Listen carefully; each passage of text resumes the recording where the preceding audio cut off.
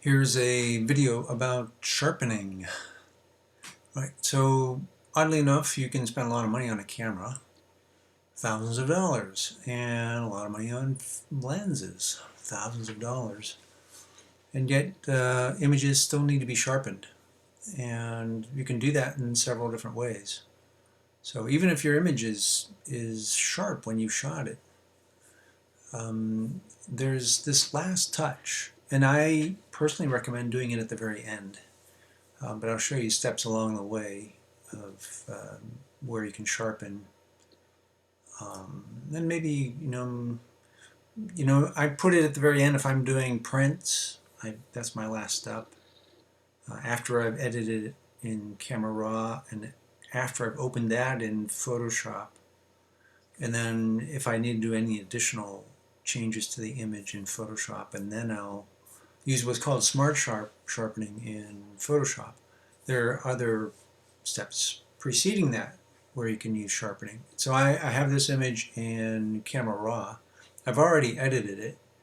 All right, I've gone in and changed the exposure, the saturation, color balance.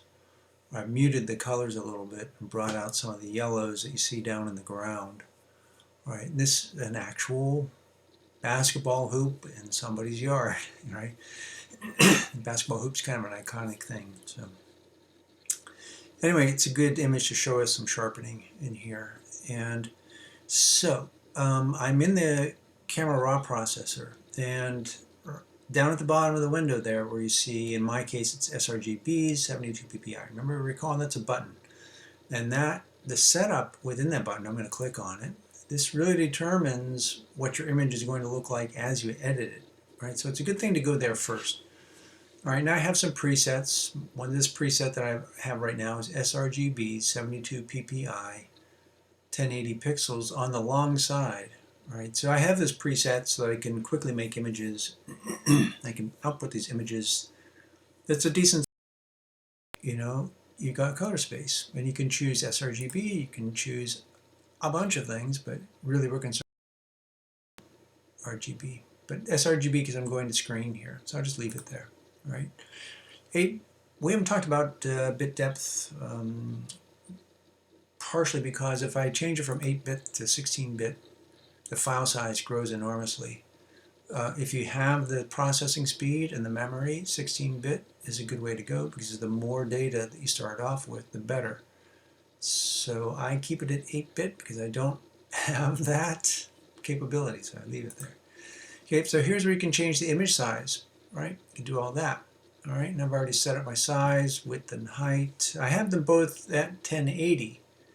Right, that means if the image is taller than 1080, it'll shrink it down to 1080. And if it's wider than 1080, it'll shrink it down to that. But you can set that to anything you want. And here, when you're working with a RAW file, this is where you set the resolution. All right, so at 72, that's for screen. But that's because of my Epson printer requires that. But if you do 300, that's kind of a generally a good starting point, but I happen to know that mine's 330. Down below that you see output sharpening. Now if I didn't really want to do some refined sharpening, this would be an opportunity to sharpen your image without getting into finer quality, finer control of sharpening. So you can click on sharpen and it gives you these opportunities to sharpen it for screen, glossy paper, or matte paper. Glossy paper shows more detail than matte. That's why you get these two options, right? And then to the right of that, you can say, oh, I want it low sharpening, standard sharpening, which I guess is medium, and then high, right? And but I personally, I just turn that off, right? Because I don't have a ton of control. I can't really see what the sharpening is doing there. So I say, okay. So now I'm back in my Camera Raw processor, right, the big screen, and I'm looking at the image as I've set it up to be output, right? It's looking at, and we're looking at 72 ppi here. Right? Consequently, if I look down the bottom left-hand corner, it tells me I'm at 122.8% size-wise. So if I press Command 0, it fills the window. If I go down to 100%, it'll be smaller than that window, like So unfortunately, you can't use Command 1 to show actual size. I don't know why that is. Okay, over up on the right side in my buttons that have all these various controls from exposure to lens correction. The third one over is this double triangle, and that's sharpening, right? They're calling it detail. But you click on that and you find out, oh, here's sharpening. And by default, even though I didn't set anything in this button that we just looked at in that window, I said no sharpening in there. By default, RAW is going to do some sharpening in here. Okay, that's because all images need to be sharpened, right? And depending on what version of ACR you've got, you'll have different amounts of default sharpening. Mine's at 40, and it says the amount, and then below that is radius. Right? So radius is a way of increasing the sharpening in a sense. So it's telling the RAW processor to apply the sharpening over a broader area or a less broad area. And if you put a lot of details in a picture, you don't want a lot of radius there. Typically, by default, it's 1.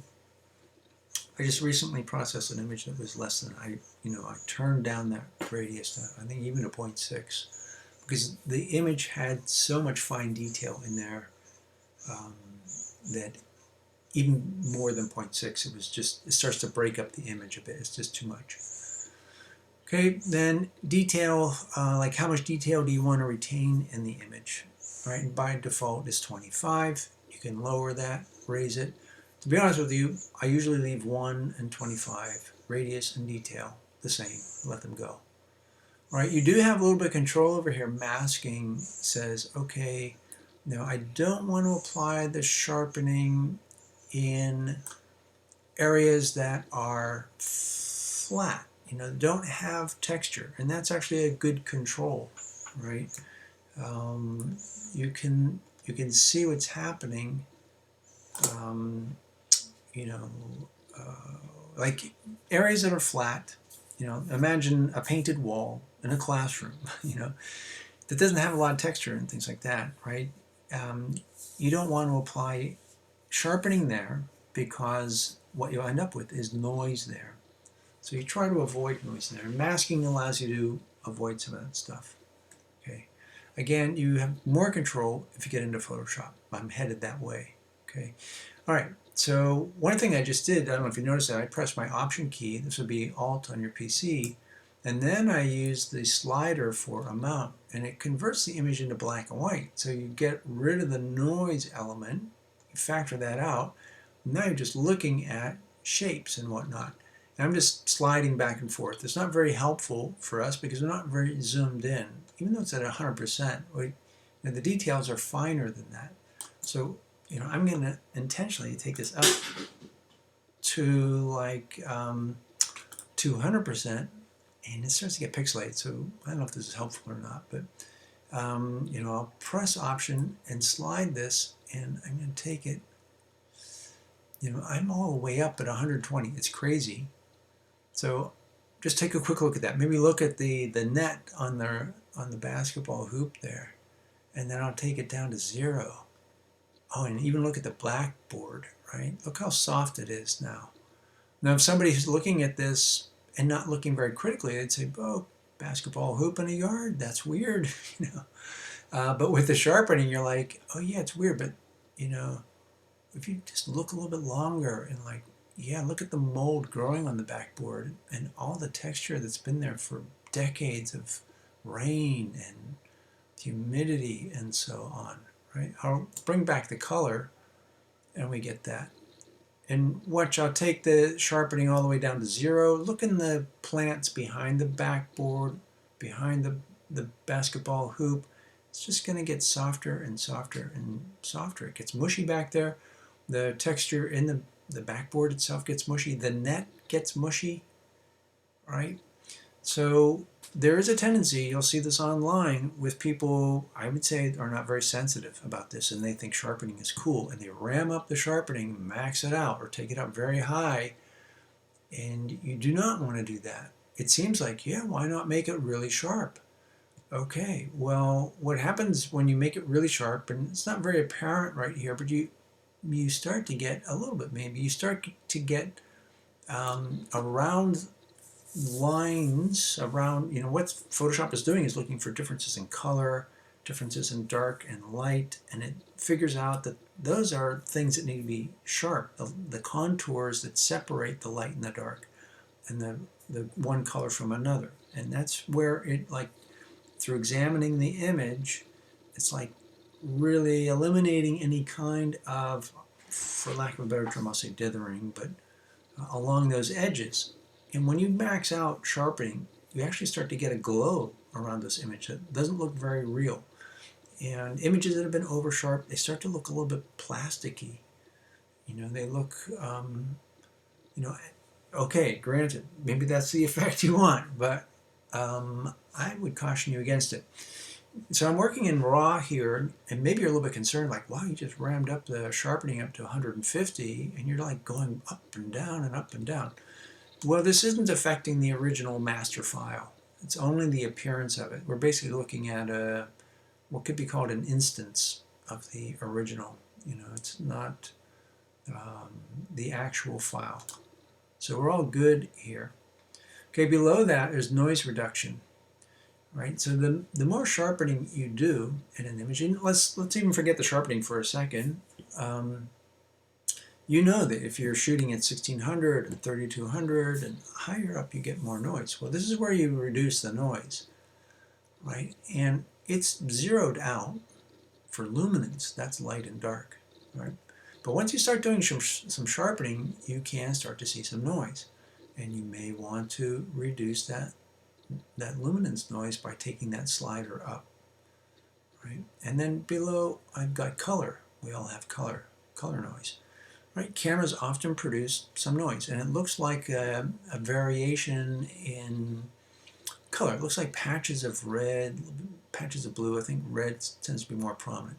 All right, if you do not have that off, and I don't know if this is going to show me very well. If I take that off, let's look in the backboard if we get some color out of that. It's a little bit hard to see, but it starts off, well, in my case, with default 25 points of color noise removed. And you're good to go right there. You might find that you need more, especially once you start adding sharpening, or you're starting to amplify. You start to amplify noise, whether it's luminance or color, and you might find that you need to change those. Okay, all right, so here we are. I've taken all the sharpening out of this bottom setting here. I'm using, pretty much default. I am using default sharpening over there. Okay, I'm going to open up my image. Say open up. It's going to go to Photoshop. And when I'm in Photoshop, I'll show you a couple of things as my image slowly opens. Come on, little picture. I should have had it open in Photoshop already. I was not thinking. Let me just double check. Maybe I did. Are you open? Oh, there you are. Oh. Wait a minute. Open. Okay, so now I'm in Photoshop. Okay, here's my document in Photoshop. Command 1, I'm at 100% right now. And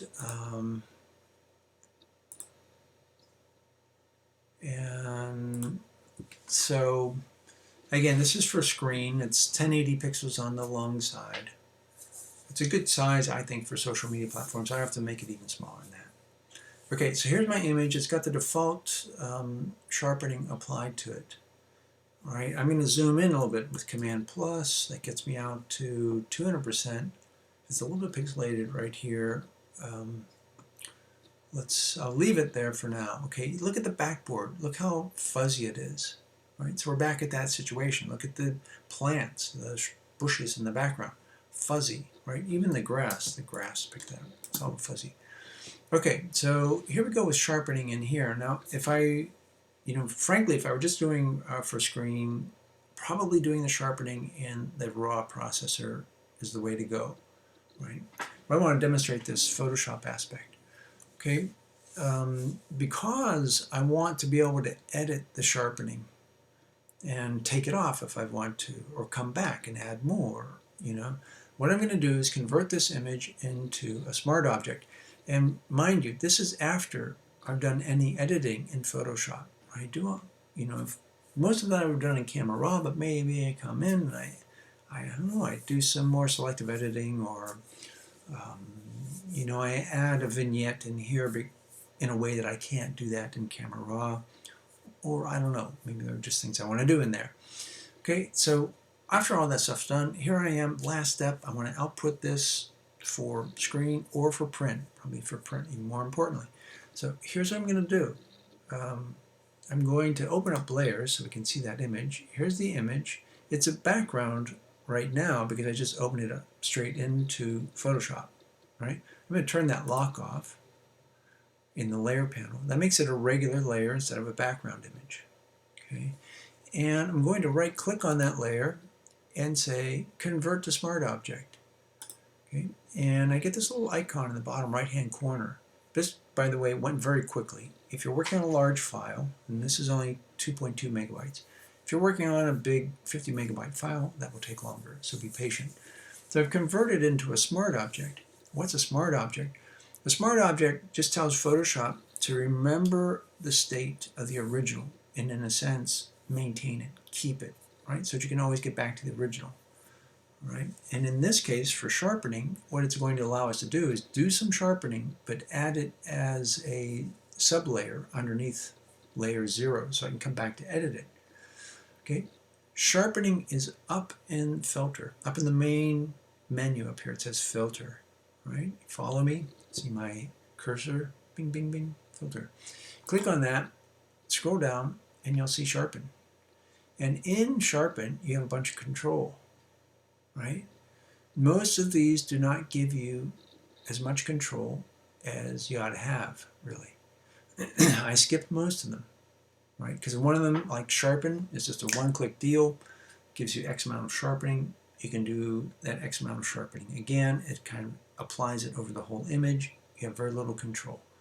Okay, sharpen edges gives you more control because it's telling Photoshop, don't sharpen where there are flat planes of nothingness, like a wall in a classroom. Look for the edges, just sharpen those edges, right? So that's a little bit more helpful. Sharpen more is just like, do whatever you did and do it some more, right? Okay, the big thing, the really powerful tool is Smart Sharpen. Right, that's the fourth one down. Fifth one down. Smart Sharpen. Bing. Open that up. Here's my little window. Okay, it's very cool. The very thing at the top is Preview. Okay, Preview. I'm going to turn this off. It's at 106 right now. I think that's based on my last time of use. Okay, so it has sharpened it up. Keep your eyes on the backboard of this image, and I'll turn off Preview. And you'll see, well, you can see it everywhere through this image, right? The image just gets fuzzier. Turn it back on. Oh, it got sharper. Sharper everywhere, right? The bushes in the background, the mildew on the backboard, everything is sharper. The grass, look at the grass. Man, it changes so much. Okay, so underneath here, it says preset. I personally have no presets here because I find every image is different. But if I were working on a batch, like you probably noticed when I was in Bridge, I have, I don't know, a couple of dozen of shots of this backyard. They probably all need about the same amount of sharpening, so I could make a preset for that. So if I'm working in a studio, I might shoot 1,000 pictures in a photo session. Maybe I apply all the same amount of sharpening. So there's a reason to make presets. Okay, so here's a mount. Right? If I click on a mount, I can increase, I can decrease, right? And here's zero sharpening. So that's zero sharpening, right? And with a little bit in Camera Raw. So I'm going to take this and ram it up to 500. And this is what I'm talking about. Hopefully you can see, like around these little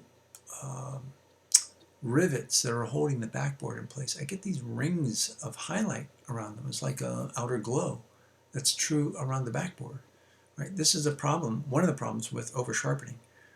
It's like everything's been dipped in plastic coat or something. It's kind of a weird effect, and yet some people just don't seem to be very conscious of it.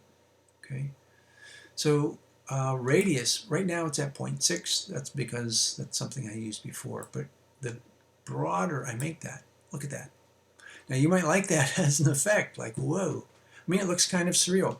Look at the pipe that's holding the backboard. It has a glow around it. Okay, look, rules are made to be broken. For all I know, you might find a use for that. Generally speaking, for me, a photograph like this, I kind of don't want people to be thinking about the manipulation involved. So I don't go for that. I take it down. Here's what one pixel of radius looks like, right? And I can take it down even a little bit further, right? So that just affects basically this, in a sense, the strength of the sharpening. I have zero noise removal here. That's probably because an image I have, for one thing, was shot with low ISO. The image has tons of detail and you can't even see the noise, and I want the detail to show up more, that kind of thing. Okay, down below it says remove what? Remove something. Gaussian blur is kind of an overall blur. You have other choices though. Lens blur, right? That means your lens is out of focus. You were out of focus. Motion blur, there was movement with the subject, movement with the camera, probably one direction or another.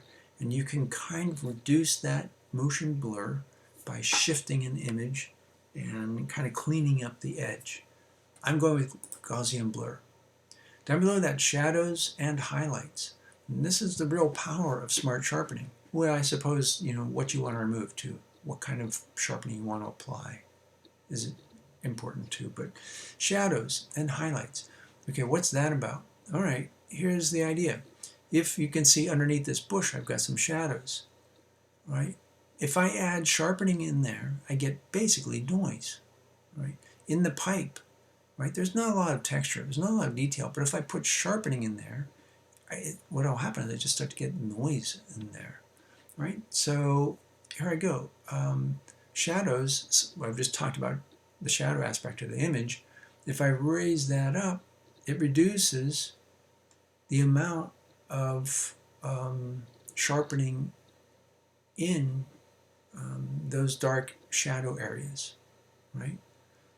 And on the opposite side, highlights, like in the white of this little kid's basketball backboard here, right? It's kind of monochromatic white, right? Not a ton of texture. There is some texture there, actually.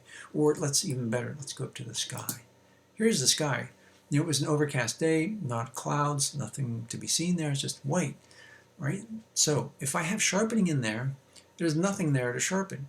But what will happen is Photoshop and the sharpening tool will put noise in there trying to scramble to find something to sharpen, right? So you reduce that noise. The more I make this fade amount go over here, the less sharpening is going to happen in the highlights or in the shadows, right? The tonal width is you deciding, well, what is a highlight? Okay, how bright does the highlight have to be considered off limits for Photoshop?